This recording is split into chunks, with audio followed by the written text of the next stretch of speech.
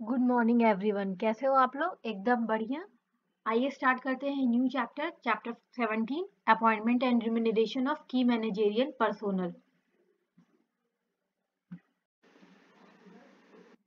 KMP key managerial person in relation to company कौन कौन से बंदे केएमपी हो सकते हैं?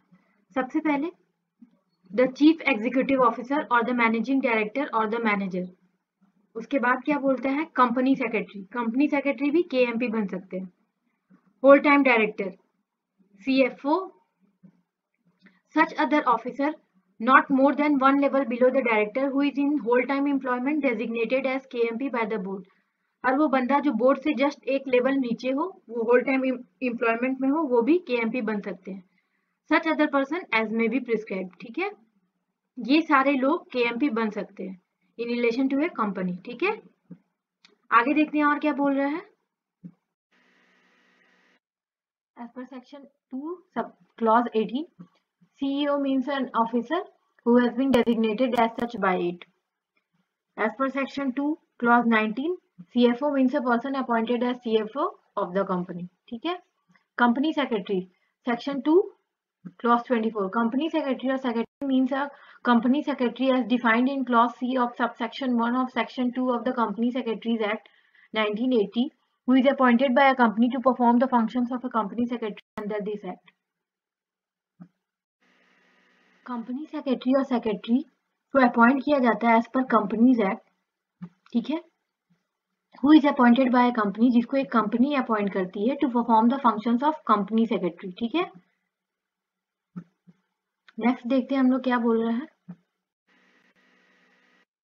As per section 2 clause 53, manager means an individual who subject to the superintendence control and direction of the BOD has the management of the whole or substantially the whole of the affairs of a company and includes a director or any other person occupying the position of a manager by whatever name called whether under a contract or of service or not। Manager वो individual होगा जो superintendence मतलब supervision में काम करेगा BOD के।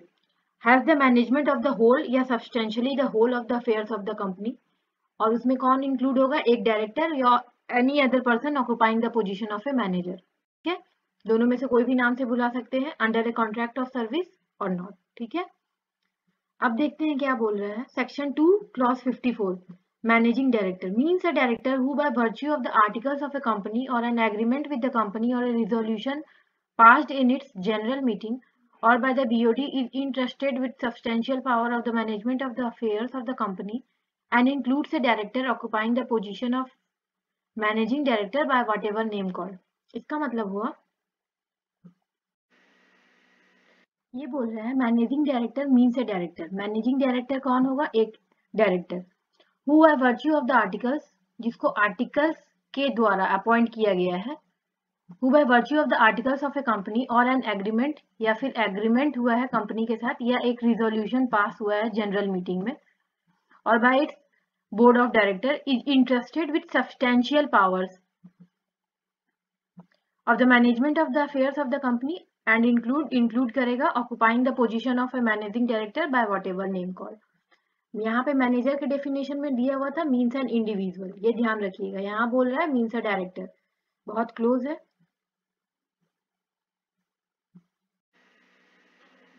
हमारे MD को पावर कहाँ से मिल रही है?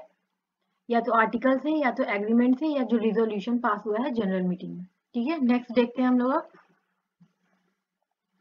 नेक्स्ट बोल रहा है सेक्शन 2 क्लॉज 94, ये क्या बता रहा है?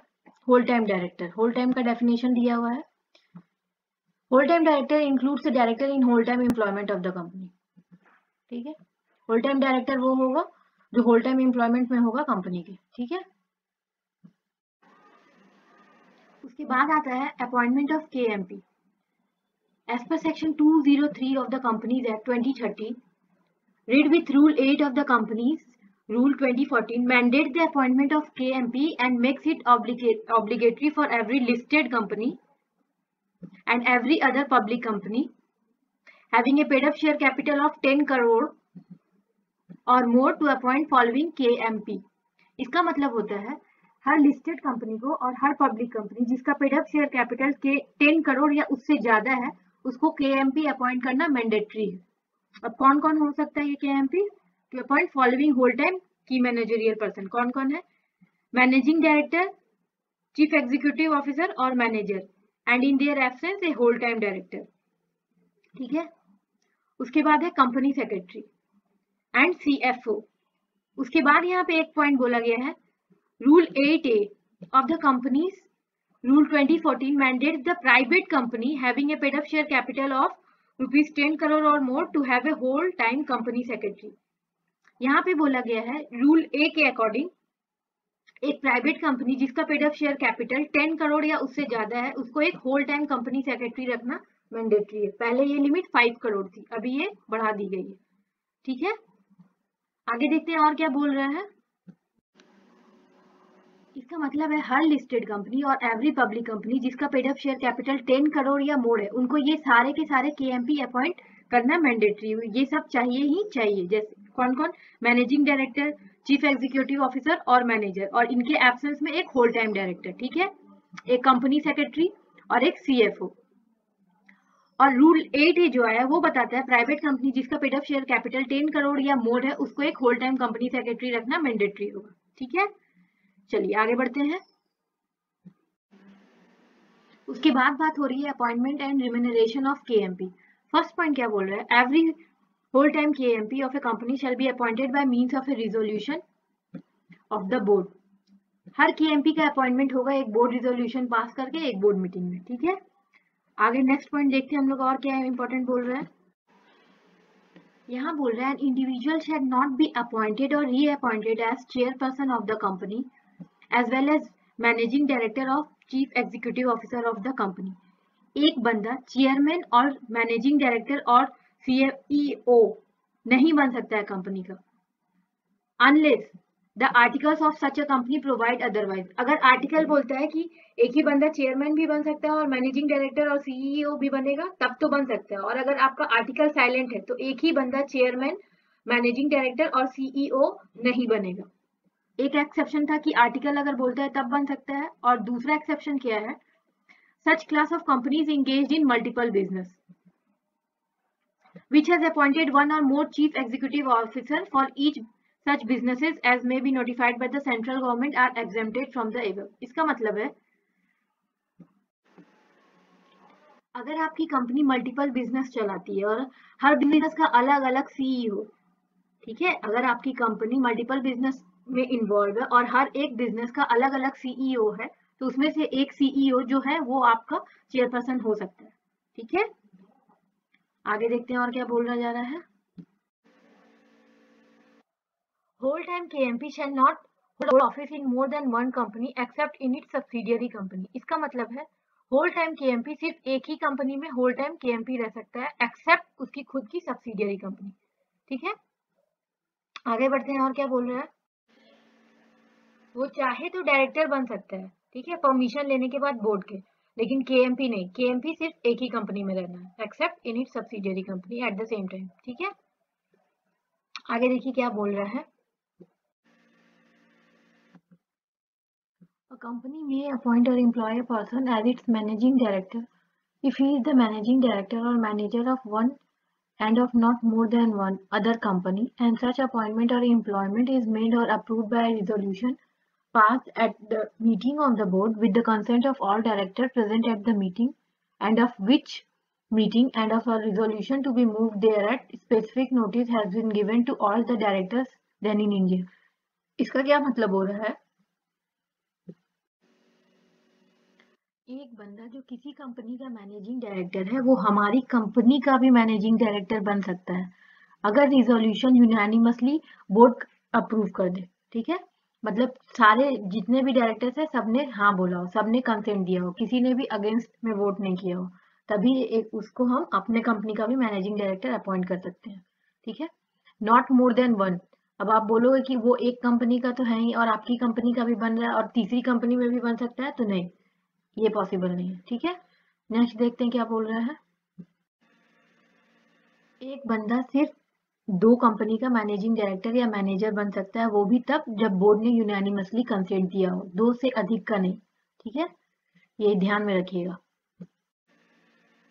नेक्स्ट पॉइंट बोल रहा है, if the office of any whole time KMP is vacated, the resulting vacancy shall be filled by the board at a meeting of the board within a period of 6 months.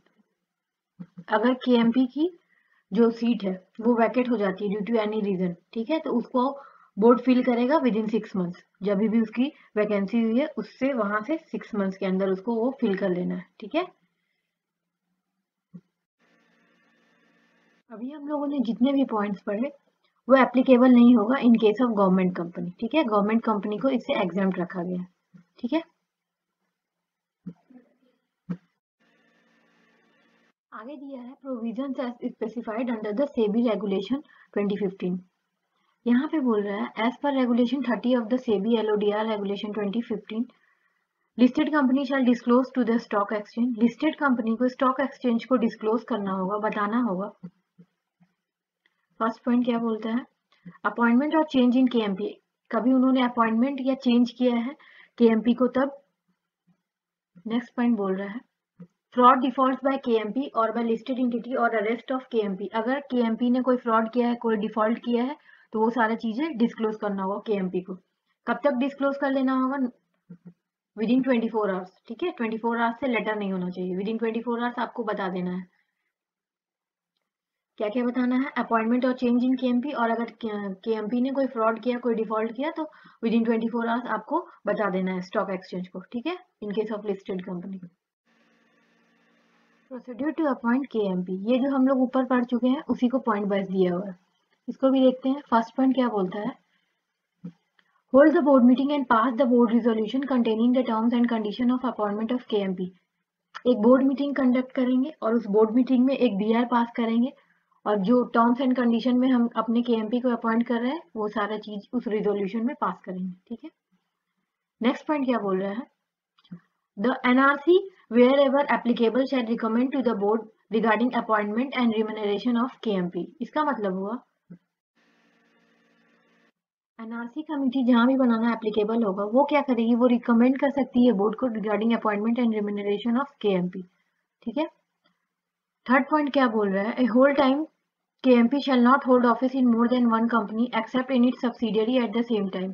However, KMP may become a director of any company with the permission of the board। ये जो हम लोगों ने पहले देखा है अभी वही पॉइंट है। आगे देखते हैं और क्या बोल रहा है, पॉइंट नंबर 3, पॉइंट नंबर 4 और 5 पूरा रिपीटेशन दिया हुआ है जो अभी मैंने बताया है। पॉइंट नंबर 6 बोल रहा है, जब भी हम अपॉइंटमेंट करेंगे KMP का तो MGT 14 फाइल करेंगे। ठीक है, कौन सा फॉर्म जाएगा, MGT 14।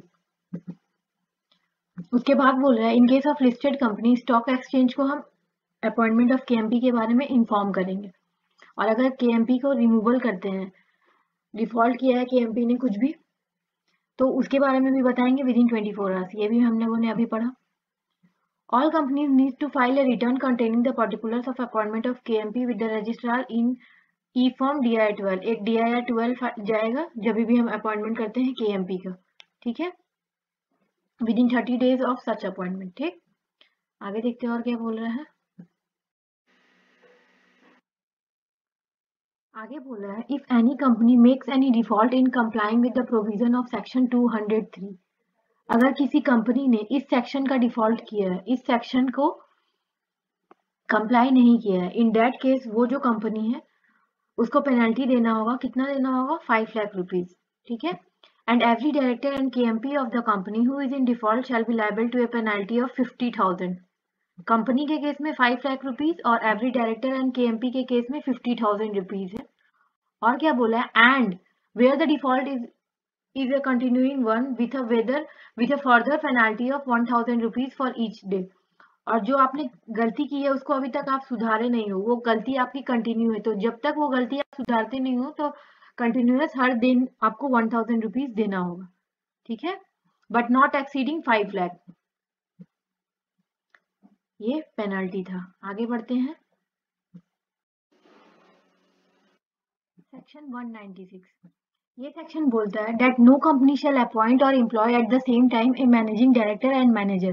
इसका मतलब है कि एक ही समय पे आप एमडी और मैनेजर दोनों को अपॉइंट नहीं कर सकते हो, ठीक है। उसके बाद क्या बोल रहा है, further a company shall appoint or reappoint any person as its MD or WTD or manager for a term exceeding 5 years at a time and no reappointment shall be made earlier than 1 year before the expiry of his term। इसका मतलब है आप चाहे तो MD, WTD या manager को 5 years के लिए अपॉइंट कर सकते हो और उसका रीअपॉइंटमेंट कर सकते हो फर्दर 5 ईयर्स के लिए। लेकिन जब आप रीअपॉइंटमेंट करोगे ना, तो आपको रीअपॉइंटमेंट उसका 4th ईयर में ही कर लेना है, लास्ट 5 ईयर्स तक होने का इंतजार नहीं करना है, ठीक है। इसको समझते हैं एक एग्जाम्पल से। इसका मतलब है मान लो आपने किसी को अपॉइंट किया था 2000 में, ठीक है, तो 5 ईयर्स के लिए अपॉइंट किया था, तो 2005 में उसको रिटायर होना है, तो 2005 के बाद आप उसका फिर से रीअपॉइंटमेंट करना चाहते हो, ठीक, तो वो 2005 में नहीं करके आपको 2004 में ही कर लेना होगा, जब उसका रिटायरमेंट हो रहा है उसके 1 ईयर बिफोर, ठीक है, यही बात लिखी हुई है। आगे देखते हैं। अब बोलता है किस किस कंडीशन में आप किसी एक बंदे को एमडी, डब्ल्यूटीडी या मैनेजर अपॉइंट नहीं करोगे। फर्स्ट पॉइंट क्या क्या क्या बोलता है, is below the age of 21 years और has attained the age of 71 years. अगर कोई बंदा 21 ईयर्स से बिलो है या किसी की एज 70 ईयर्स से ज्यादा है तो उसको आप डब्ल्यूटीडी, मैनेजर या एमडी नहीं बना सकते हो। मान लो कोई 70 एवब है और उसके पास बहुत एक्सपीरियंस है, बहुत कॉन्फिडेंट है और वो अभी भी काम कर सकते हैं और आप उसको अपॉइंट करना चाहते हो, तो इन दैट केस आपको एक एसआर पास करना होगा, स्पेशल रिजोल्यूशन पास करना होगा, in which case the explanatory statement annex to the notice, और एक्सप्लेनेटरी स्टेटमेंट को एनेक्स करना होगा। एक तो एसआर पास करके कर सकते हो और ordinary resolution plus central government का अप्रूवल के साथ आप 70 प्लस को अपॉइंट कर सकते हो, ठीक है। नेक्स्ट क्या बोल रहा है, अगर आप अनडिस्चार्ज इंसॉल्वेंट हो और has at any time been adjudged as an insolvent, ये हम लोगों ने डिस्क्वालिफिकेशन ऑफ डायरेक्टर्स के केस में भी पढ़ा था, तो आप डिस्क्वालिफाई हो जाओगे और आप एमडी, डब्ल्यूटीडी या मैनेजर अपॉइंट नहीं हो सकते हो। नेक्स्ट क्या पॉइंट बोल रहा है, has at any time suspended payment to his creditors or makes or has at any time made a composition with them. इसका मतलब है मान लो आपने क्रेडिटर्स से पैसा लिया था, ठीक है, और जब आपको उनका पेमेंट करना था तो वो टाइम पे आपने उस पेमेंट को सस्पेंड कर दिया, मतलब जब पैसा देना था उस टाइम पे नहीं देके बोल दिया भैया बाद में दे देंगे, या आप उनके साथ कोई कंपोजिशन करते हो, कंपोजिशन का मतलब होता है कोई एग्रीमेंट कर लेते हो, ठीक है, कॉम्प्रोमाइज कर लेते हो। नेक्स्ट पॉइंट बोलता है has at any time been convicted by a court of an offence and sentenced for a period of more than 6 months.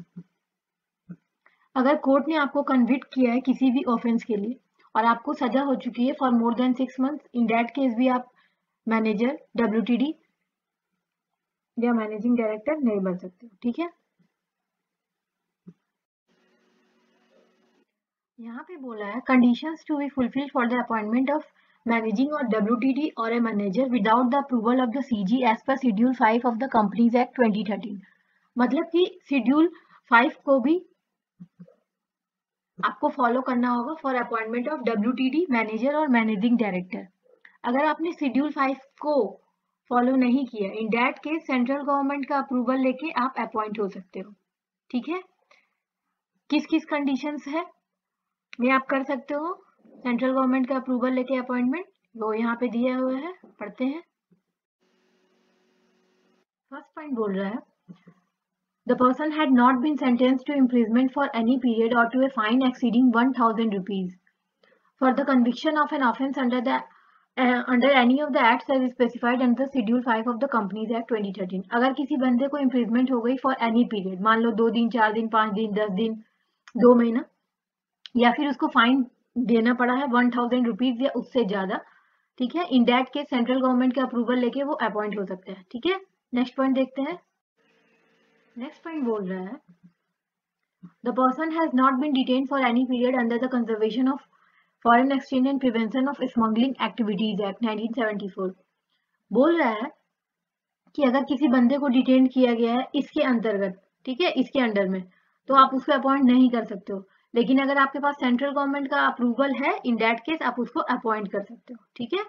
और थर्ड पॉइंट क्या बोल रहा है, the person is resident of India, जो बंदा है जिसको आप अपॉइंट कर रहे हो वो इंडिया का होना चाहिए, इंडिया का रेसिडेंट। ठीक है, मान लो वो रेसिडेंट ऑफ इंडिया नहीं है, इन दैट केस सेंट्रल गवर्नमेंट अगर अप्रूव कर देती है तो आप उसका अपॉइंटमेंट कर सकते हो। इन तीनों केसेस में सेंट्रल गवर्नमेंट का अप्रूवल लेने के बाद आप किसी बंदे को मैनेजर, एमडी या डब्ल्यूटीडी अपॉइंट कर सकते हो। ठीक है, आगे बढ़ते हैं। यहाँ बोला गया है where an appointment of MD, WTD और manager is not approved by the company at a general meeting, any act done by him before such approval shall not be deemed to be invalid।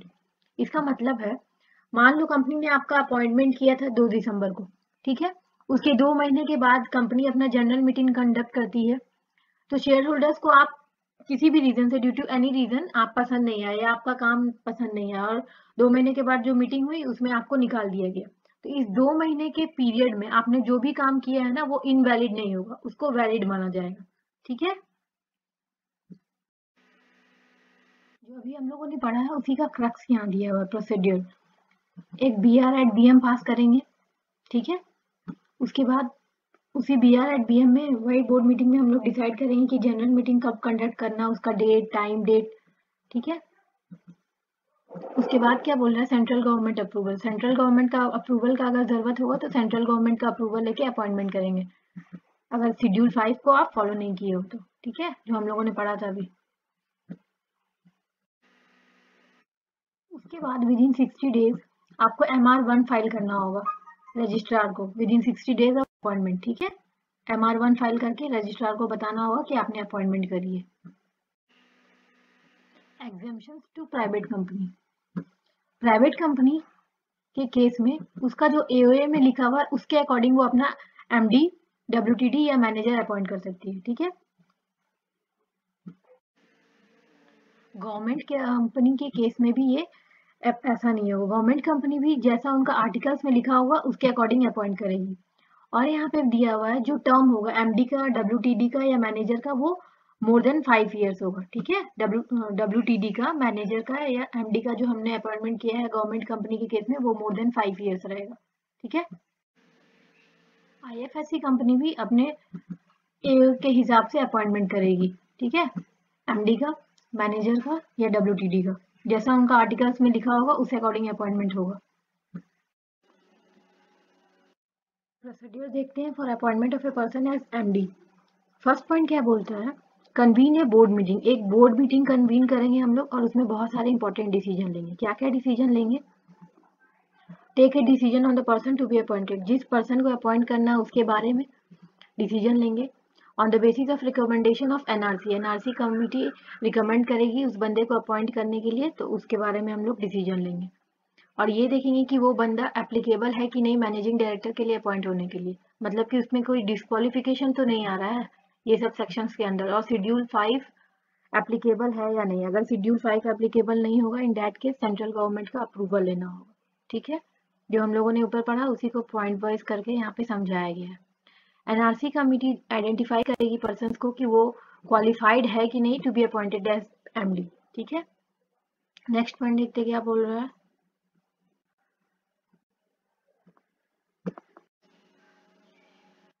Next point बोल रहा है approve the draft agreement to be signed and executed by and between the company and the propose managing director. जिस बंदे को हम अपना MD बना रहे हैं उसके बीच में और कंपनी के बीच में एक एग्रीमेंट साइन होगा।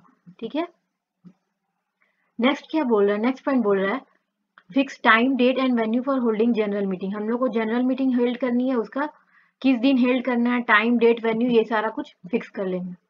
उसके बाद नेक्स्ट पॉइंट बोल रहा है approve notice of the general meeting along with explanatory statement as required by section 101, 102।